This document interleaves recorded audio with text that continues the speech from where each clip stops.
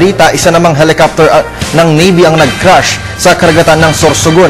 Ayon sa pangunang report, sakay ng naturang chopper ang 4 na sundalong Navy at isang photographer ng GMA Online nang bumagsak ito sa Santa Cruz, Donsol. Layunin sana ng mga pasahero ng chopper na magsagawa ng aerial survey sa lugar ng search and retrieval operations sa grupo ni Secretary Robredo. Gayunman, iniulat na ligtas ang lahat ng mga pasahero ng nasabing chopper. Samantala, nasa Villamor Air Base na ang labi ni pilotong nawala noong pang Mayo matapos bumagsak ang sinasakyang trainer plane sa karagatan ng Mariveles, Bataan.